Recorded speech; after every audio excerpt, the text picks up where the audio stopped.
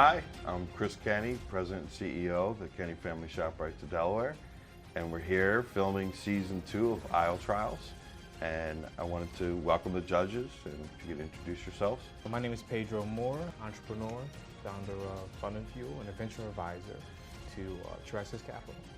Hello, Mac McLeod, CEO of Carver Ties, a media company based here in Wilmington, Delaware. Pleasure to be here. Hi, I'm Carla Guzzi. I'm the president of Bing's Bakery and Bing's Bake and Brew, and I'm very happy to be back for season 2. My name is Patricia Carter. I'd like to thank you for this opportunity to come here today to present my food, Carter's Comfort Cuisines, to you for tasting today. I have been cooking for well over 45 years. I've been cooking in the kitchen with my mom, making Sunday dinners on Saturdays. So this is the food that I know. This is the food that we always made with hearty, healthy ingredients. Now I've learned to use sort of different spices, and it's low sodium. It's not as much sodium and salt, in the product. But we have been making these items for years, and I'm here today to prayerfully, hopefully, get on the shelves at Kenny ShopRites. So today I have brought for you some samples. This is the famous corn pudding that my mom made when we were kids. She always made it for only on holidays. So if we would ask her to make it, she would say no. We only get it on Christmas, Easter, and Thanksgiving. So I said, well, Mom, one night I said, well, Mom, can I make some? She said, well, yeah, you get 2 cans of corn. You're not gonna mess up all the corn. So she gave me 2 cans. I went and I tried it. I just dumped everything in the pot. So I would go back to her and I say, well, Mom, does it taste good? Oh, well, yeah, it tastes good, but you're missing something. But she would never tell me what it was. So then the next time I make it, she'd give me 3 cans. The next time it was 5 cans. So every time I got better and better and better with it. And this is what I perfected. My mom, she made this, it was the best dish ever. So now for holidays, for any gathering, I don't care if it's winter, spring, summer, or fall, I bring the corn pudding. So now I have here the chicken pot pie soup that I had on the video. My mom made this from chicken that she would have on Sundays. She used every part of the chicken. She stirred it. It's made with fresh chicken. It's made with fresh vegetables, herbs. I've added some things because back in the day, they didn't use thyme. They didn't use a lot of rosemary, and all my mom knew was like a basil leaf. So I've added some spices to this. This is the chicken pot pie soup that I stirred on the video. Version of the soup, it's made with fresh shrimp. It's the same base, but I take the shrimp shells and add it to this broth and vegetable broth to make my shrimp pot pie soup. And here I've included a biscuit that my sister made. She makes the best biscuits. They're homemade from scratch, buttermilk, shortening, salt. This here is my cornbread muffin. I made this inspiration came from Boston Market. But when you go there and you get their dinners and I never want their bread. I tell them, you can just have it. Because when you get it home, it doesn't have any flavor, it's grainy. So my mom used to make pans of cornbread, and she used to add buttermilk. She made her own buttermilk. I make my own buttermilk. And she adds flour and sugar, so a lot of different things to the cornbread to make it so moist. So this is my product that I bought for you today, Carter's Comfort Cuisine. Patty, I appreciate this whole platter. My first question though is, which product are you actually trying to get into ShopRite? I'm trying to get into ShopRite, the chicken pot pie soup, and definitely my corn pudding. Corn pudding is not being sold anywhere. Now Stouffer's makes a corn souffle. I've tried it once. It's frozen, it comes in a square log. I said, well, maybe that's like corn pudding, since I didn't know how to make it then. But this is not sold anywhere. So this would be the first, not sold anywhere that I know of. I've had it at like restaurants, but it's less puddingy. It's more like they scoop it out, and it's like a cream corn. Like a cream cake, like a cream corn cake. I'll just throw it out there. I mean, they have this as part of an appetizer at Cheesecake Factory, but it's not as puddingy. It's more like a thicker ball. It's not fried. It's not fried. But check it out. You'll see it's something. But this has got that pudding. Yeah, it does have a texture to it. Pudding texture, which is unique. And I've I love that corn mash, sweet corn mash flavor. Yes. So I order this a lot, but it's never been in this pudding consistency. So that is something that's very unique, and it's actually very good. Yeah, so there's a very step good. that I have to take to this that my mom left out that was very important, that I've looked up on actually. When you first, in the process of making this, you put all certain ingredients in at one time, then you have to let it bake for an additional time, and then add the ingredients that give it that creaminess, and you have to let it bake for a long time to get this consistency. Because I used to dump everything in at once, and it doesn't work.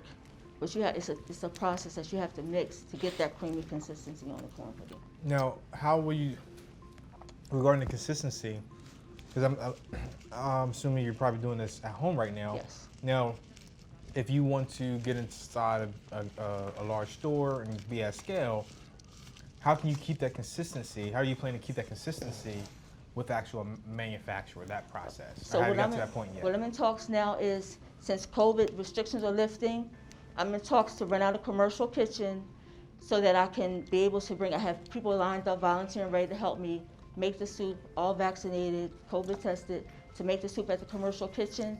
And then because it's clear. So this visual is a good marketing, because when I go to buy something that's a side or a soup, I just don't want to look at a paper. I mean, it's different when you get off the soup bar that we used to have before COVID. But when you get it on the shelf, you want to really, if you look at this, you'll say, wow, that looks good. But if it's covered up, then you'll be able to see it more. So packaging is important with that. Are you looking Very to sell important. that frozen? Yes, these containers can be stored frozen. No, When I no. make How it- are you looking to sell that if you were to get in a ShopRite? Is it going to be in the frozen aisle? Is it going to be? It can be in both.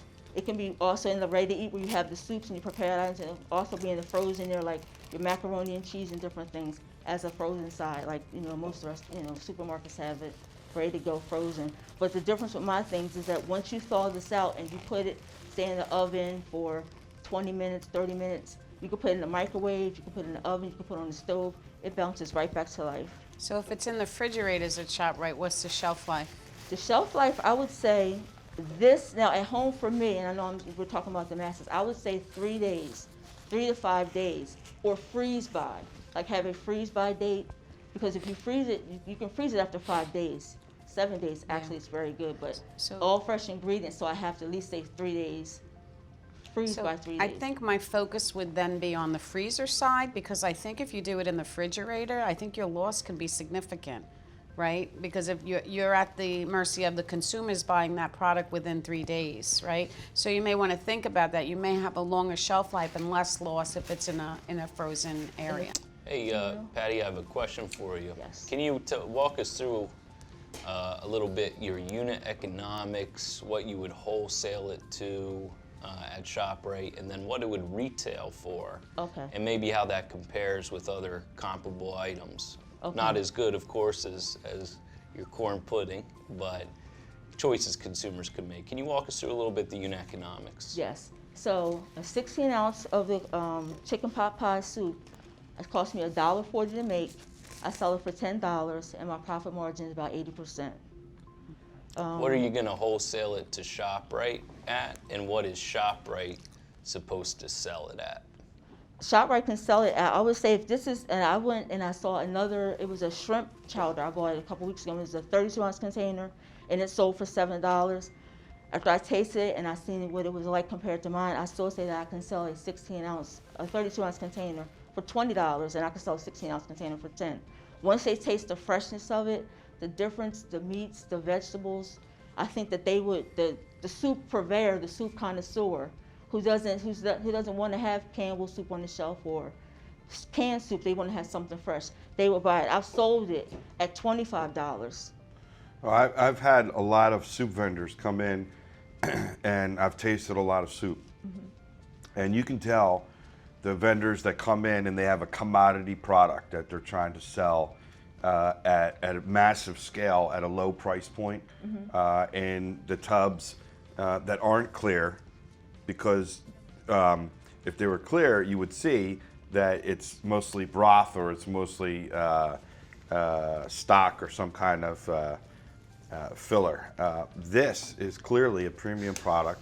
The flavor profile, the good. density of it, the way it's consistency, it's not coagulated, it's not dissipating with oil set-offs.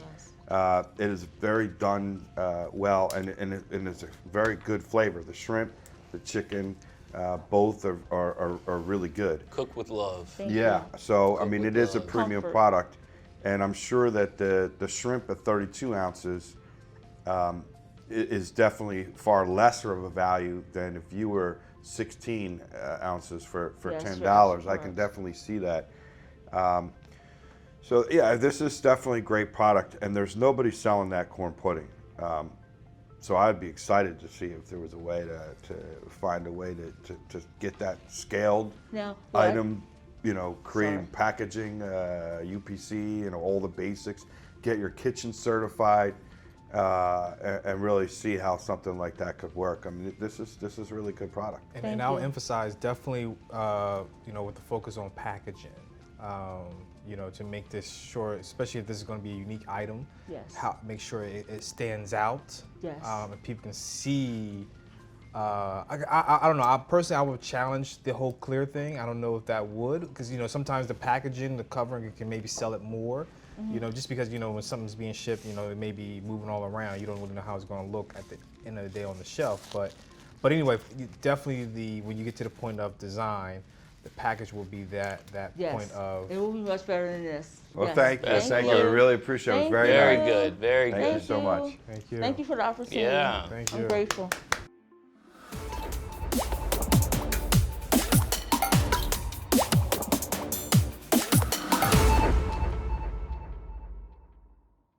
My experience was great. I learned a lot from Mr. Kenny and the other judges. I got a lot of great feedback on my soup and my sides. They told me how, you know, how good the soup was, how fresh the ingredients were, you know, and I really had a great experience. I mean, it was just an opportunity of a lifetime.